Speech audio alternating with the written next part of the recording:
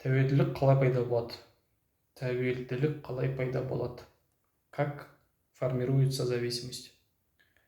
Қазір осы видеоның тақырыбы. Бұл нәрсе былай. Адам, мысалға сенің бүгінгі күнің онша емес өтті. Күннің соңына қарай сенде бір настроение жоқ. Сондай бір онша емес состояние тұрады. Сол кезде адамға көмекке мына нәрсе келеді. Енді бұл тек қана порнография емес, сонымен қатар тәтті тамақ жеу, видео ойын ойнау, мүмкін біреуде ішімдік, біреуде наркотик, біреуде порнография. Ол мынау осындай бір онша емес состояниені адам ұмыту үшін, бір жеңілдеу үшін бір сондай әсер беретін нәрсе тұтынады, яғни қолданады. Сосын оның жағдай жақсарады. Және бұл бірнеше рет қайталанады. Сосын адам өзі байқамайды, что мынау нәрсе болады. Осы бір құралсыз, жаңа айтқан, осы бір элементсіз сенің өмірің бір онша емес сияқты болып тұрады. Яғни бұл адамның өміріне настолько сіңіп кетеді осы нәрсе. Және одан арылудың жолдары бар, бірақ та ол өте қиын болады.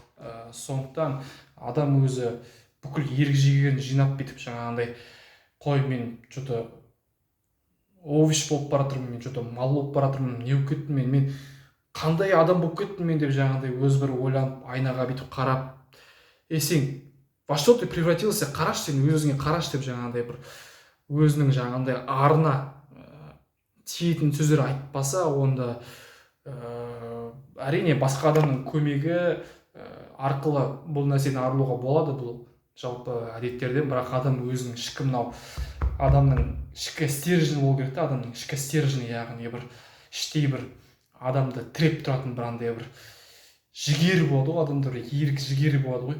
Сондай болмаса оны ешкім құтқара алмайды. Себебі тәуелділік ол жасқа қарамайды. Мысалға біздің осы әлемде мы же не первые, біз айтқанда не первый день замужем, правильно? То есть біз бірінші күнде өмір сүрген жоқпыз бұл әлемде. Біз білеміз, что адамдар 30-40 жасында, 50 жасында, тіпті 60 жасында оның бір өзінің тәуелділігі болады. Мысалы, біреу казиноға барады, біреу жаңағындай, біреуде наркотик деген сияқты осындай бір зұлым күштер бар. Ол нәрселер негізі адамды адамдықтан айырады. Адамның жалпы сондай төменге түсіп кетеді адам.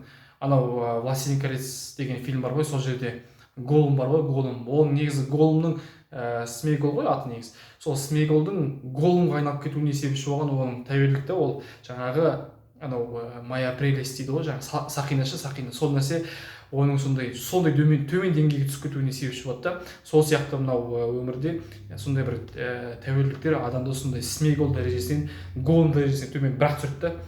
Сөйтіп адам овощ болып, сол қазіргі сүраққан өмірінің мәні кетіп, жалпы Алла берген мынау бір өмірді